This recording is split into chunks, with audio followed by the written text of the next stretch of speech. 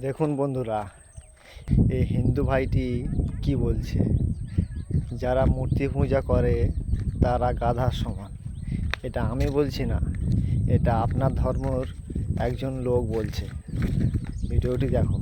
মাটি, পাথর, কাঠ, পিতল, কাঁসা কিংবা বিভিন্ন দ্রব্য দিয়ে তৈরি করা মূর্তিকে যারা ঈশ্বর বা ভগবান বলে পূজা করেন তারা মূর্খ এবং তারা গাধার সমান।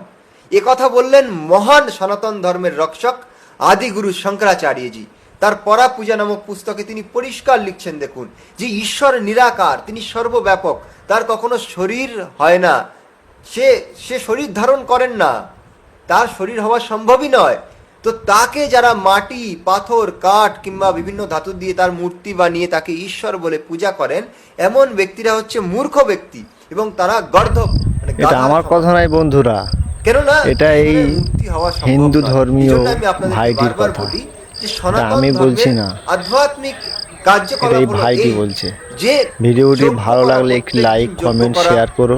সকাল এবং যদি ফেসবুক সন্ধ্যায় থেকে দেখে থাকেন তাহলে সন্ধ্যা পেজটিকে উপাসনা ফলো করা, করো, ইউটিউব থেকে ধ্যান দেখলে করা, চ্যানেলটি সাবস্ক্রাইব অষ্টাঙ্গ করে যোগের মাধ্যমে পাশে আমাদের থাকুন। জীবন কাটানো, এটাই হলো ঈশ্বরীয় কার্যকলাপ বা আধ্যাত্মিক কার্যকলাপ। কোনো মূর্তি পূজা আমাদের সনাতন ধর্মের কার্যকলাপ, আমাদের বৈদিক কার্যকলাপ নয়।